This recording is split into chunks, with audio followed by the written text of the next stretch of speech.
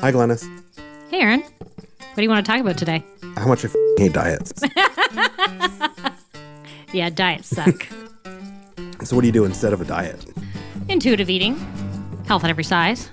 So how many times have you had to explain intuitive eating and health at every size to someone? Like 5,000 times.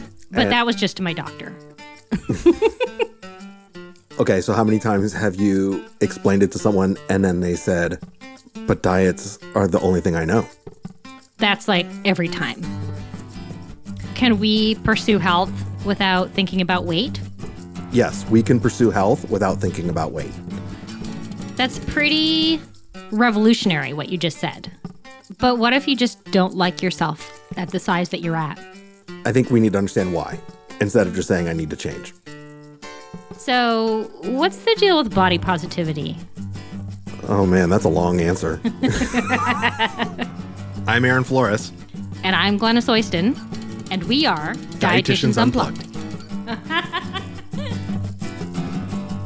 Hey everybody, welcome back to another episode of Dietitians Unplugged. How are you, Glenys? I'm good. Welcome back, everybody. Yeah. Glad you're here and listening. Yeah. So this is another great interview we have waiting for you. We talked to Mollie Birney, who is a therapeutic coach out here in LA. And we've each met Mollie sort of separately, but we wanted to bring her on the show just to share some of her perspectives. But before we get to that, just want to give us an update, Glenys, like what's new with you? Well, I'm excited that in February, I'm going to be opening up more spaces in my private practice. So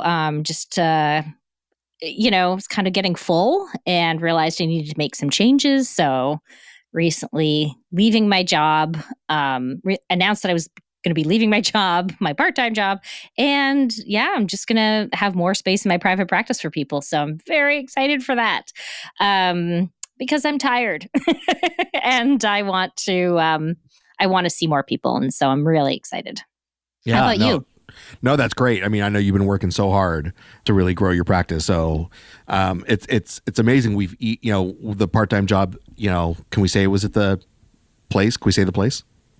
Should we say the place? I think we should. Yeah, it was at the VA. Fine. That's where we met. So it's a huge step to move on, and I think it's just a testament to how much great work you're doing.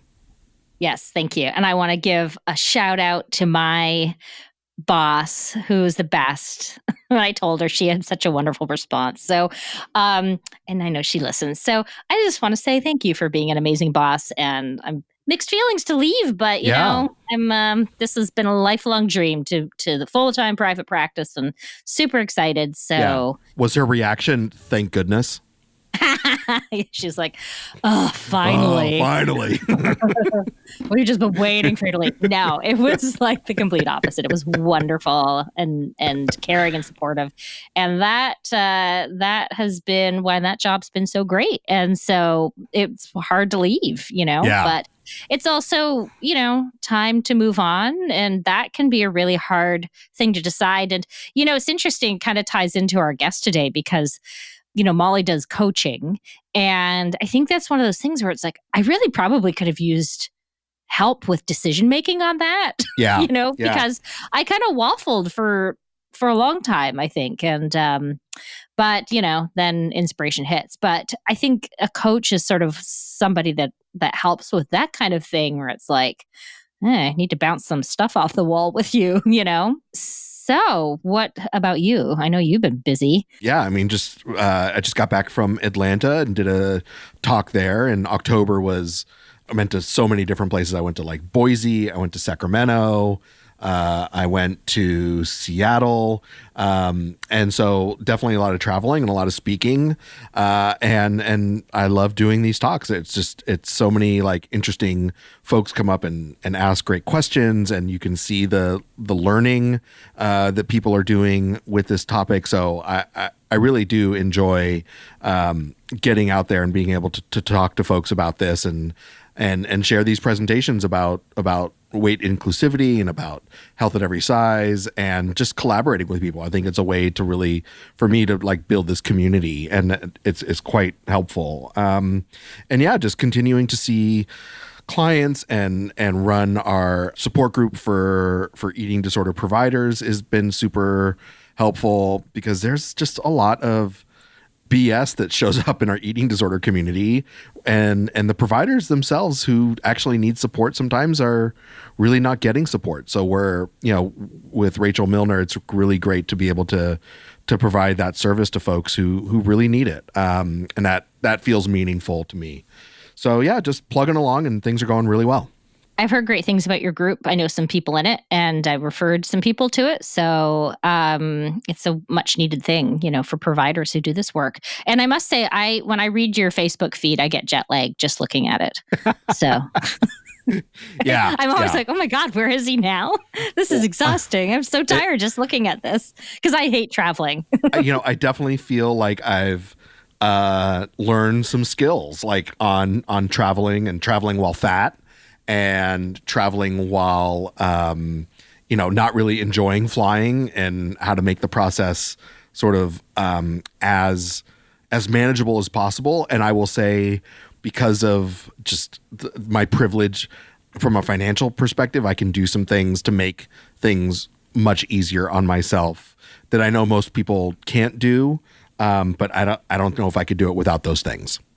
Well, that is going to be a future episode, I think, right? Okay, Traveling while fat. Yeah, I think that's something that I have a lot of clients tell me about, and fear of flying, and flying is an unforgiving mode of travel. So I think that would be a great future episode. Stay tuned for that future episode. Yeah. We're just brainstorming absolutely. while we're introing this episode. Don't mind us. This is where we do our best work, is when the microphones are on. Right. Now we have to do it. We said it. We're recording Exactly. it. It's out there. Exactly. Yeah. Can you tell us a little bit about Mollie? No. Oh yeah, I probably should. Right. People might want to know. People might want to know. She might want people to know. Yes, I will definitely read her bio happily. Mollie Birney is a clinical coach and recovery consultant with a specialization in the area of eating disorders and compulsive behaviors around food. She holds a master's in clinical psychology with a concentration in addiction and eating disorders from Antioch University in LA, and has been in the field of mental health and addiction recovery since 2009. She has worked as a therapist with groups and individuals at all levels of care, including inpatient, residential, and outpatient treatment programs, as an interventionist for families in crisis, and as a private coach for high-performing individuals grappling with transitions and behavioral change. Her coaching style is deeply influenced by her principles of narrative therapy and aims to arm her clients with strategies for challenging ingrained and often trauma-informed belief systems. She has been in recovery from her own ass-kicking bulimia since 2007. And, like I said, we've each met her on different occasions, and she is maybe one of the most personable people I've ever met, and is just a pleasure to spend time with. And I think as you listen to this episode, you'll see why she's just such a great person, and why she can provide such helpful tools to her clients. So without further ado, here's our interview with Mollie Birney.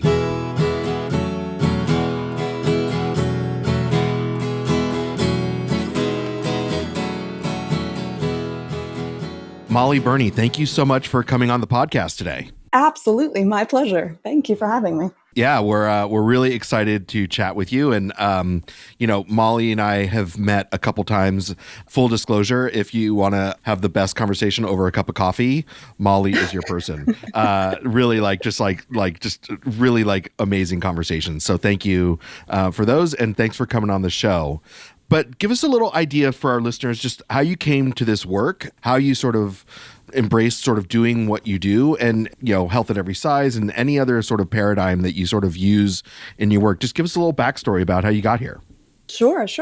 My work is I'm a clinical coach. So I do life coaching with an eye towards mental health, and specifically with a specialization in eating disorders, disordered eating. But it really runs the gamut. Eating disorders is just where my heart lies, but not all of my clients are in that territory. Food just ends up being the portal to the deeper conversations. And it's often rare that we're talking about food beyond the first couple of sessions, because that's the direction that things tend to go in. But I come by my specialization pretty honestly. I'm in recovery from my own ass-kicking bulimia. actually, I don't even know if I've told you this, but a million years ago, I was a choral conductor before I was a therapist or a coach. I was getting a master's in choral conducting and just finishing that up, and then was doing a teaching internship, like a conducting internship at a boarding school back east at Exeter. And you have to live in faculty dorms when you're teaching at a boarding school, and was on duty several nights a week. And when I was on duty, all of the students would come and talk, and a number of girls would talk about their disordered eating and the noise in their heads and the stuff they were wrestling with. And I very quickly realized, man, I am really looking forward to being on duty more than I'm looking forward to score study and rehearsal prep and conducting technique and all that. So I thought I got to go get another master's. I need to move in another direction here. And it just was kind of go from there. Yeah. How far into your like choral career were you when that happened? I was only about 23 or so. A baby. So, I think in recovery myself for a couple of years, enough to know that, hey, I need some formal training here to actually do this on a professional basis. And it's so weird looking back, when I think, gosh, did I waste time doing that? Absolutely not. What I was busy learning about myself then was how I learned, and what it was like to deal with all of these characteristics of myself that I struggled with as a conductor on the podium. And it's anyway, that's getting into a whole other territory, but just really interesting to see that all of the stuff is grist for the mill, and there's stuff that I got in that program that I absolutely use these days. Yeah. So how would you define like clinical coaching? Well, it's as I said, it's life coaching with an eye towards mental health. That I use a lot of therapeutic modalities in the conversation, but as you just might be able to tell from my style here, I tend to be pretty fast paced and pretty dogged. My style is very irreverent, and that tends to lend itself towards a more directive coaching style. Often the people that I'm working with have been in a lot of therapy and have a pretty nuanced understanding of what they're struggling with and why. But in terms of actually understanding strategies to utilize in the moment and how to work closely with anxiety or overwhelming noise in our heads, I find this technique is really helpful. Awesome. Yeah. So can you talk a little bit about the difference between coaching and like therapy? Because I know I use a lot of coaching in my practice. And I think my clients are sometimes like, well, I know you're not my therapist. I'm like, I'm not your therapist for sure. But what I'm doing is not therapy. I'm coaching you. So for people who are listening, can you talk about the differences there? Sure.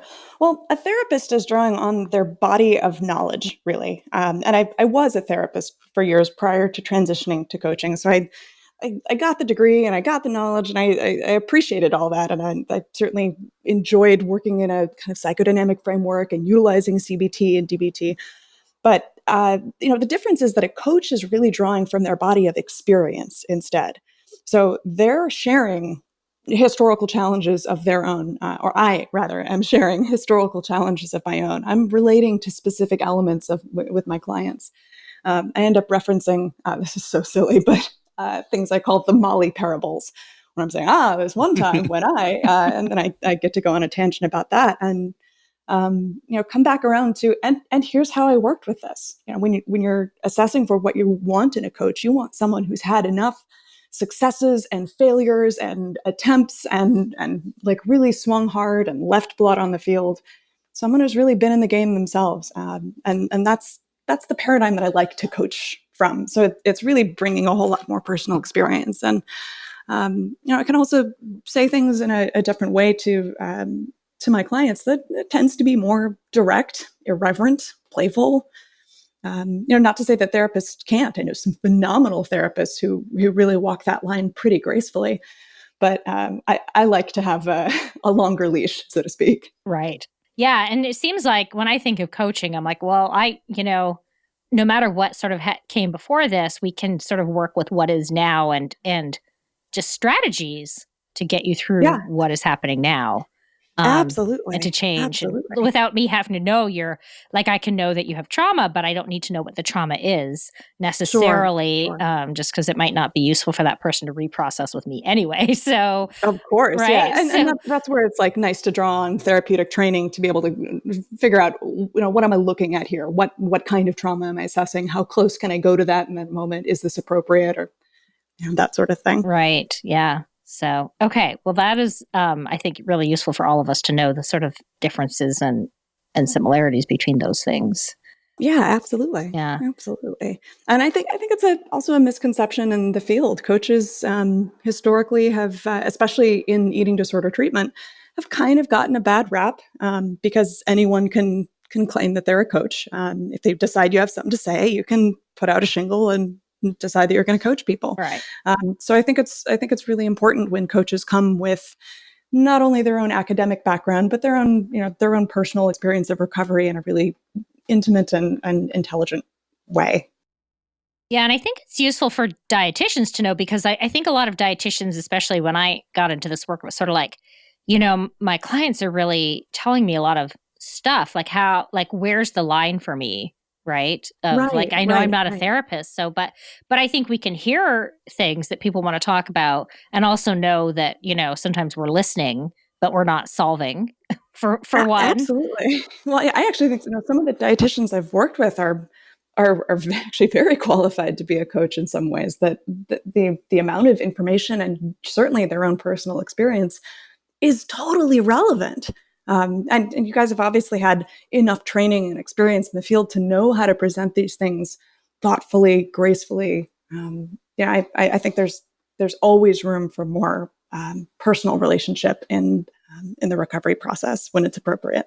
This sort of brings some context to this idea of like being able no matter what your sort of training is, how do we, hold space for our clients when, they're struggling or they're having a hard time with a lot of different things, but, it might not sit directly in our expertise, but allowing people to sort of talk to us about it, knowing that, like Glenys said, and you said, Mollie, like, we're not going to solve it, but we're going to listen. Like, we can be listeners no matter who we are. And so I love that you all said that.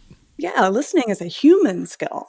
That's not necessarily, I mean, yes, it requires some training in some cases, but for the most part, especially if you've opted into this line of work, you're probably pretty predisposed to have that as a skill set anyway. I hope. We hope. Yes, I'm sure there are exceptions. And we can always work on it. That too. We're always improving. Glenys, I'm kind of curious to hear. I know we're not interviewing you exactly, but I want to learn more about how you implement coaching in your practice. I mean, I'm not a trained coach. I mean, I'm a trained dietitian, obviously. Sure. And that's why I was sort of interested in, can you talk more about coaching? So I'm sort of giving, the way I see it is giving tools and strategies to sort of work through the various problems that people are experiencing.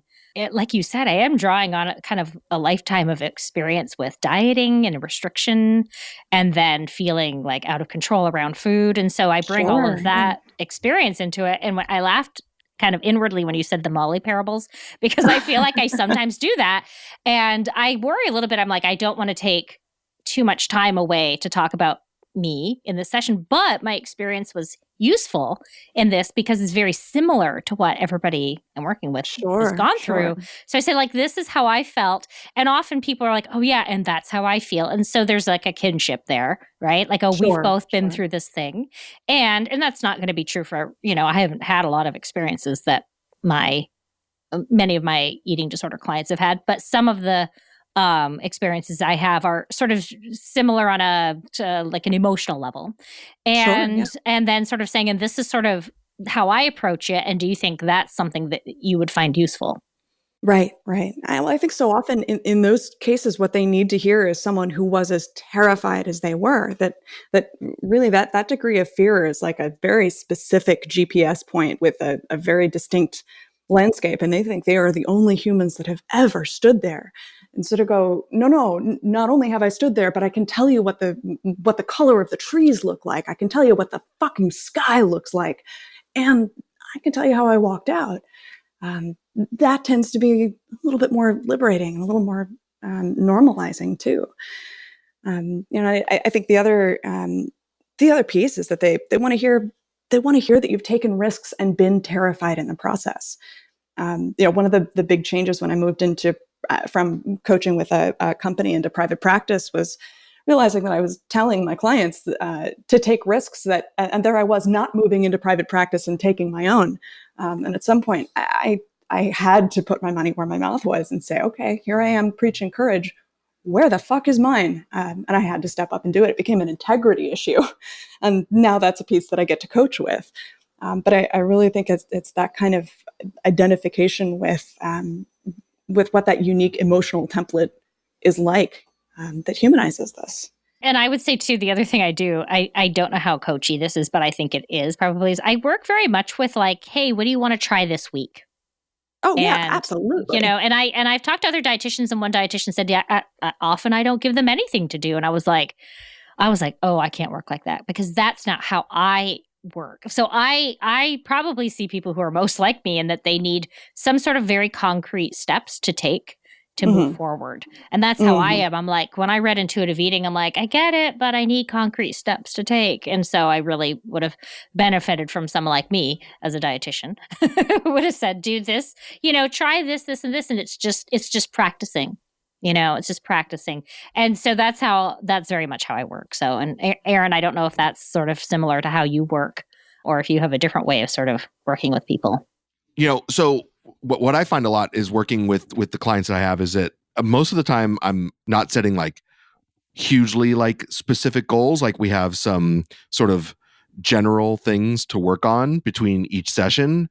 If I'm too specific on some level, they get sort of fixated on that. And obviously if there are no goals, they sort of sometimes feel like there's no like direction. But there are some times where like it's really like, hey, we don't need to set goals today. Like we can just listen to what's going on. We can just process what's going on and know that like we have more time next week or in our next session to move in a direction that feels right for you. But it's okay to also just sit with this for right now. Sure. Yeah, of course that makes sense. Of course. I like my favorite kinds of goals are actually those that are less literal as well. To be able to call a client out in the middle of a session going, hold on, do you realize that you're saying you're in acceptance, but really what you're in is resignation? And your job this week is to just be really aware of every time that distinction is in play. And no, this is like you're actually just in the act of giving up rather than in some resolved acceptance as a creative act. So really just begin to notice that and call yourself out on that and embrace that, rather than something that's so specific, keep a list of this, or meditate this many times a day. I like it when it's a little bit more flexible, when there's more oxygen in it. Yeah, I love that kind of just bring awareness to, because sometimes that can be really difficult, but also yield really great results of people coming back and saying, wow, I had no idea how hard I was on myself all week. Totally. And so that bringing awareness. And so, yeah, sometimes the goals are very like nebulous and sort of just bringing awareness to, but they're there and something to work on. But I also love my clients who say, I don't want any homework right now. I'm like, great. Yes. Let's just listen. Let me just listen and you talk and we can just talk about stuff. And you don't need to set goals if you don't want to right now. So I respect that too, right? Of course. I love when somebody tells me that. I'm like, you know what you want right now. Let's do it, Totally. So. I also have a client that I've worked with for about 3 years, and she'll say, well, there's no point in me making goals and commitments because I just won't do them. To which I'll say, all right, that's fine. Right. And then she can start to recognize, that this is just a lack of commitment to commitment. And I get to play with things like, hey, at any time you get to say you're satisfied with the life you have and not set any goals. And that will usually turn that around pretty quickly. But anyhow, different direction. So can you tell us a little bit about how you incorporate health at every size into your work? Sure. Well, there's I think the most basic way that I am accountable for doing that is by acknowledging my biases and look to acknowledge that when I'm working with someone who's in a larger body, to not deny their reality in any possible way. And oftentimes I find that they've worked with therapists before. If they were in a larger body, they've worked with therapists who were in a more average sized body and felt that the therapist was somehow giving the message that no, we're all equal and there's really no difference. When in fact, no, there are absolutely differences. You're struggling and suffering in ways that I can't quite understand and cannot relate to, and really giving validation to that, I think is really important, because I think they felt invalidated by the sort of the word that comes to mind is whitewashed, which is obviously a much more racial issue. But that's kind of how I see it, is that we've kind of said, no, all bodies are the same, and everyone's recovery is everyone's recovery, but that it's just been very generic in a way. And so to acknowledge my own limitations in terms of what I can identify with and what I can't, I find is a pretty validating place to start. And then, of course, eating for well-being and exercising for the purpose of just life enhancement rather than anything that's weight loss or body image oriented. I think that's kind of like the basics. It seems like coaching lends itself in some way to that sort of acknowledging your lived experience might be different from someone else's lived experience, and it might not show up as often in other people in a clinical setting. So it's that's the interesting connection, I think, is that how this type of approach might be really more accessible for a lot of people to sort of have that conversation. I think in some ways it can be. I was working with a client, I'm actually still working with her, and she had said, or she'd come in essentially with the focus of weight loss, and she was in a larger body. I, first of all, was refusing to go in that direction, saying like, look, I don't know what your body is designed to be, but let's have some conversations. And when you're not eating from a pathological place, then we'll have an idea of what your body is intended to be. And instead, we went in the direction of like what she wanted to do for exercise, what she was actually enjoying. And she struggled a lot with the gym shame and other things like that. So we did a lot of work around that. And eventually, the conversation shifted to like, what are you built for? What do you want to do with your body? If you want to be an athlete and this is what you're working with, what are your options? And I'm telling you, a year and a half later, she was the female sumo heavyweight champion of the United States. So that's not to say like that's something I did. That's obviously a tremendous amount of work that she did. But the acceptance that she had to go through around, this is my body, this is what I'm working with. If this is my tool, how can I use it? She went fucking balls out, like just complete courage and complete commitment to, okay, here's what I want to do. And man, if she did not just have the most courageous transformation in that process, but coming in as someone who, it would have been too shameful to go in that direction, even though it's something like we now know she'd actually been interested in for a while. But there was too much shame in admitting that, yes, this is the body that she's working with and this is what it's going to be forever. So she thought, just in general, just too much noise for her to really go into that sport. But she just blows my mind when I think about her. It was such a cool story. Yeah, it sounds like she found something she loved too. She totally did. And was really looking at exercise and training from a different perspective. It was absolutely not about weight loss, but just about developing strength and power and discipline. And I think discipline, she had definitely had a really distorted understanding of what discipline was about, because discipline was only ever about weight loss and diets and limitation, rather than about pushing herself and seeing what she was capable of. So it was just a really cool example of saying like, hey, what are you working with and how do we use this as a tool? You have talked about recovering authentically. Do you want to tell us more about that? Sure. I like to be the representative for clinicians with super imperfect recovery. That the only thing I've done perfectly in the 13 years that I've been in recovery from bulimia is not throw up. And that my recovery has included things like housing a bag of kettle corn now and then and having a tremendous amount of body noise. Or, God, I actually, boxed competitively for a couple of years, which if you look at the training programs that I was in, there's no doubt that some of that fell into compulsive exercise territory. And yet I was in communication about it. I was being honest about whatever noise it would create. As a coach, it was certainly stuff that I would discuss with my clients about, like, yes, this, here's how you do this from a place of recovery. Here's how this is how I cut weight for a fight with recovery in mind. Here's, for example, a weight that I can't, like, here's a weight class that I'm not eligible for and I'm not interested in being eligible for. And yet here is what is realistic for me. That sort of thing. I think there's all sorts of ways to be in recovery that many people would not consider recovered. I think my noise is so much quieter than it ever was, but has it disappeared? No, of course not. Yeah. I mean, those voices stick around for a long time, right?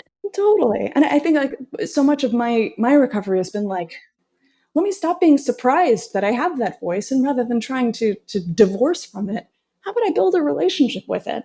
How about I figure out how to make friends with that and have a sense of humor about it and engage with it differently? Let me be in communication with that voice rather than it just barking at me.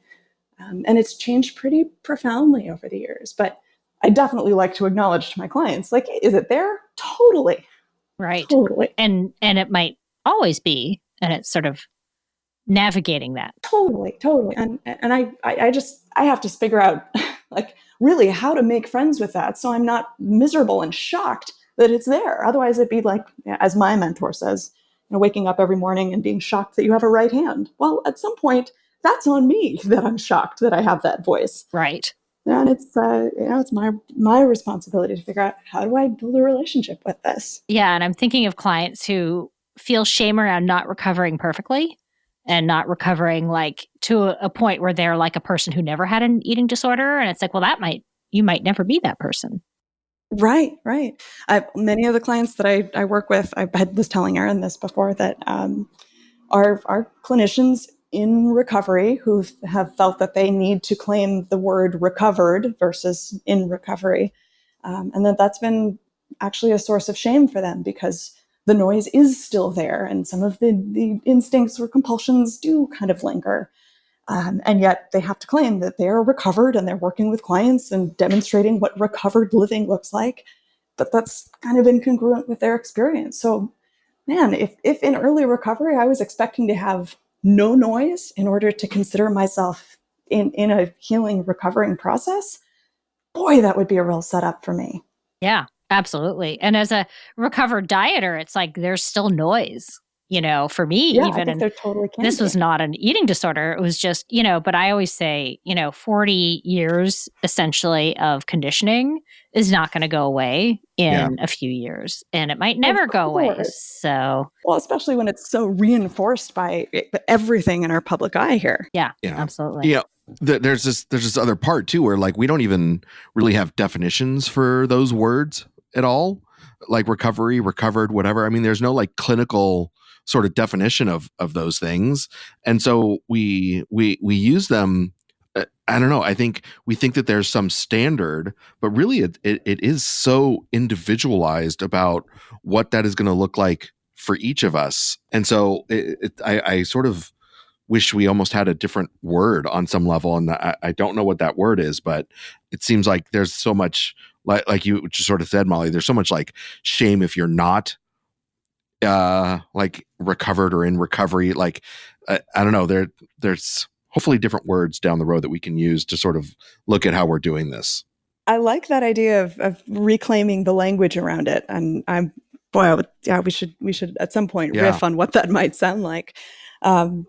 But that would be really cool, because that's how we get more freedom, is really relabeling what our relationship to food looks like, what we want our recovery process to look like. Or, to me, I guess I just think of it as some degree of freedom. Like, I don't have an eating, or rather, I have an eating disorder. It doesn't have me. Mm-hmm. I hear it, but I don't have to take direction from it, versus being a hostage to it, which I certainly was before. And I look at other characteristics of ourselves like that too. Like, do I have loyalty, or does loyalty have me? And if I have loyalty, then I can choose to leave a situation if it's not the right situation. But if loyalty has me, then I'm too identified with loyalty, and I have to be loyal, and I have to stay. And that means I'm going to overstay the point of sanity or safety. But I look at my eating disorder much in the same way, that this is a quality and a characteristic that I have, but I'm not a hostage. Yeah, and it's interesting because it's bringing up parallels for the last podcast we did, which was about cults and is dieting a cult. Oh, wow, interesting. Just talking about like how they use language to sort of control, and I love this idea of like let's change some language around, And I find when I do that with my clients, they're like, "Ooh, I like that so much better," thinking about it in a different way or using different words. Absolutely. And there's nothing wrong with doing that. Like, let's be flexible. Let's use the words that you want to define you, or your condition or whatever it is, your recovery process, so that we can be flexible and we don't have to be trapped into the idea of using certain words to define us. Well, I think the languaging is so important, and a lot of times with my clients, I'm looking at core confusions like that, something like a characteristic like childlike versus childish, where childish tends to be a little bit repellent, but childlike is attractive, or something like service and sacrifice, where a client is identifying as someone who's in service, but hold on a second, that looks more like sacrifice, and are you clear about what the distinction is? And I think the same thing would apply in terms of recovered or recovery in some way. Boy, language can be so powerful. You're right. You are right. Yeah. Where can people find more about what you do and your work, and just learn more about you? Sure. Well, my website is mbclinicalcoaching.com, as in Mollie Birney, MB Clinical Coaching. And I have I'm actually in the process of actually rebuilding my website, so I'm almost hesitant to throw that out there because it's about to be a whole bunch of new information that is a little bit broader than just eating disorders. But the particular site, as it is right now, is very much focused towards addressing our compulsive behavior through a coaching modality. So compulsive behavior in it's a pretty broad range, but obviously including the umbrella of eating disorders and things like that. So my website has a lot of information about that sort of thing, and I'm in private practice in Los Angeles. And we'll be sure and put all that stuff in the show notes so that people know where to find you and to reach out to you, and even with the new updated, more enhanced website. Yeah, the hope is that that's just molliebirney.com. I think that's somehow that's bought somewhere. I just don't know how to hook it up yet. I have actual technological adults who are putting that together for me. We all need help, right? We all need that help. Yes, we do. Yeah. Give me a call. I know how to do all that. Anyway. Oh, good to know. All right, girl. Yeah, she knows where the Fix settings your Mac. are. Yeah. Oh, yeah, gosh. System preferences. Right. I got you. All that stuff. That's right. Candace had to hold my hand through putting on my do not disturb, so you guys didn't hear all of my texts. Well, thank you so much for being on our show today. It was so great. Yeah, my pleasure. Thank you so much.